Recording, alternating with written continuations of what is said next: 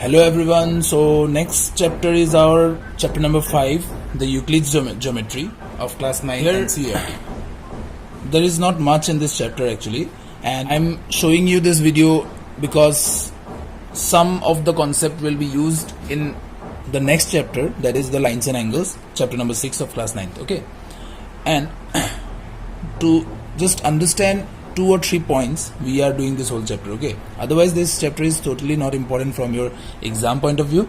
You just read it once, the axioms and postulates, just read it once. Okay, see, first of all, axiom is something which doesn't need a proof. Okay, like the facts, the truth, anything which is a fact which cannot be changed. Okay, when we say day, we know it will be bright, and when we say night, we know it will be dark. So it is just a fact, we don't prove it mathematically. Okay, so these kind of statements are called axiom, and postulates are something which can be proved. Okay, which needs to be proved. And we have other differences also, but that is not important for your point of view, for class 9 point of view. All you need to understand that axiom is a truth, and postulates are somewhat different from the axiom. Okay, now Euclids have some axioms and postulates. So the first of all, I'll just read out the axioms, then you'll understand that axiom is just a truth, like things which are equal to the same thing are equal to one another. Okay, so you have 3 tables. Number 1 table is equal to number 2 table, and number 3 table is also equal to number 2 table. Okay, in, let's say, dimensions. So obviously 1 and 3 will be equal in that sense. Yes, so this is the first statement. Second axiom is, if equals are added to equals, the wholes are equal. Like 2 equal things, if you add, okay, like I have added this box to this one, and I found this one, the whole box, and as per the statement, these 2 were equal and these 2 were equal. So after adding this, these 2 will also be equal. So that is the concept behind this second axiom. This is very simple. And the third one says, if equals are subtracted from the equal, then remains are equal. That is also same, that if we subtract the equal parts from these 2 equal parts, then the remaining will be equal. It's just the opposite of the addition. Okay, then they are saying things which coincide with one another are equal. So if a line I'm drawing, another line I'm drawing, and it is the same length, then of course it is equal, right? Because they are coinciding. Then whole is a greater than the part. So something, and I have taken a part of it. Okay, so obviously the whole will be greater than the part. So it is obvious. You cannot prove. We don't need it. These statements do not need any proof. Okay, these are facts. Then things which are double of the same thing are equal to one another. Like we have studied that things which are equal to the same thing are equal to one another. If they are double of the same thing, then of course they are equal to one another. Similarly, if they are half of the same thing, then we can have many statements like if they are 1/3 of the same thing. So it's like that. Okay, it's all are same in that sense. Now some postulates are there, like a line segment, straight line can be drawn out of any point. Like I have a point and I can draw a straight line like this, okay, with that point. Then we have axiom 5.1, which is important.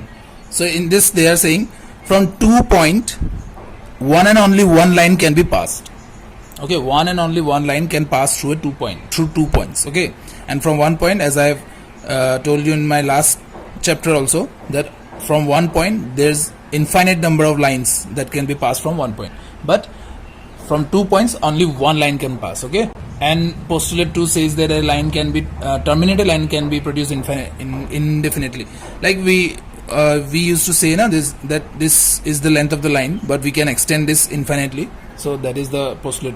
And just like the line, we can draw any circle with any point and any radius. Like if we have a point and take any radius, then of course we can easily draw a circle, any circle. Then again, all right angles are equal to one another. So right angles, obviously it is 90 degrees, so it will be equal. The postulate 5 is the most important one. Okay, that I will be discussing in the exercise.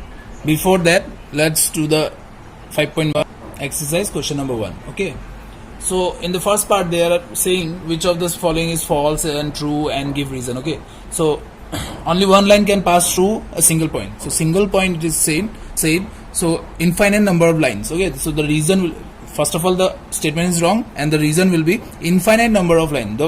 The true statement will be the reason. Okay, the true statement will be the reason. Infinite number of lines can be passing through the single point. Then they are saying there are an infinite number of lines which passes through two distinct points.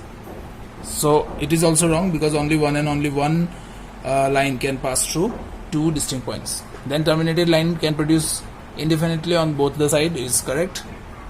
And two circles are equal, then their radii will be equal. Of course, if the circles are equal, circles coincide with each other, then the radius will coincide with each other, and thus the radius will be equal. Yes. Then it is said that AB, three lines are there. It is said that AB is equal to PQ and PQ is equal to XY. So obviously AB will be equal to XY, because things which are equal to the same thing are equal to each other. Okay, thus AB is equal to XY. Understood? The next question is just about the definitions. I'll give you the definitions here. I know you guys know all these definitions. Just go through it once. And in the next question, the third one, they are saying whether these points, these statements are there is any undefined terms.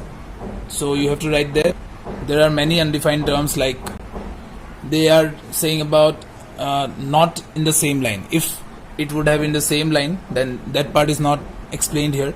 So there are many undefined terms, and these lines do not follow the Euclid's postulate, but they follow the Euclid's axiom. The axiom that is given two distinct points, there are unique line that passes through them. That means one and only one line passes through two distinct points. That axiom is followed by this line. Okay, by these statements. Okay, so moving on to the question number 4.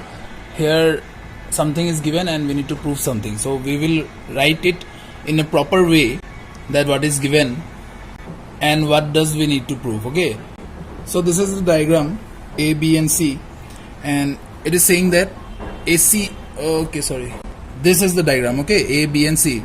Now it is said that AC is equal to BC. Okay, so we need to prove that AC is half of AB. So let us prove that. By the diagram we can easily tell that AC and CB, if we add, then we will get AB, right? And since it is given that AC is equal to BC given, so we can replace this CB with AC. Yes, every time you do something like this, you have to give the reason why you have done this. Okay, so rest is just the calculation part. I hope it is clear for you. Okay, now let us move on to the question number 5. It is exactly same as question number 4. We just have to prove that C is the only midpoint. We cannot have other midpoints. So let us take, this is given. So what we'll do, we will assume that there is two midpoints. So we are assuming that C and D are two midpoints. Okay, see why we are doing this, because we know that only one midpoint will be there. So to prove something like this, to prove some statement which are actually truth, okay, which are obvious, then we need to assume that, let's take, what if it is not the only midpoint? What if we have another midpoint? Similarly, we will be doing in class 10 that when we need to prove that root 2 is irrational, so we cannot just directly prove root 2 irrational. We assume it that root 2 is rational. Okay, so these things we do in mathematics, that when we cannot directly prove what is the truth here, what is already the truth, we cannot prove it, right? So we take, what if it is not? Okay, so what if there is not one midpoint but there is two? Then what will happen? So if C is the midpoint, then we can write it like this. Also if D is the midpoint, then we can write it like this. Okay, now by using the solution of question number 4, I have done this. You can of course solve this part also, the part I have skipped here. AC is half of AB and AD is also half of AB. Now AC is equal to AD, and this can only be possible if C and D coincide, because we know that C and D both are to the same direction of A. If C was that side, D was that side, this side, then it would not be the case. But we know that both C and D are on the same side of the A, therefore it should be coinciding. Okay, so I hope you have understood this question so far. Now let us move on to the next question. That is question number 6. Here a diagram is given, and it is given that AC is equal to BD. Okay, we have to prove that AB is equal to CD. This is a very easy question actually. What we need to do here, taking the given statement first, and then we will be subtracting BC from the given statement. So you have to write the reason here, what you have done here. Okay, you have to write that subtracting BC from both the sides. Now AC minus BC, this is AC and this part is BC. If I subtract BC from AC, then what we will get? That is AB, right? Similarly, if I subtract BC from BD, then what will I get? That is CD. Yes, understood?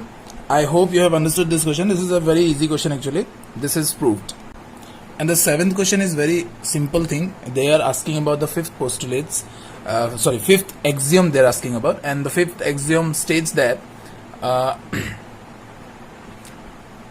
whole is always greater than the part.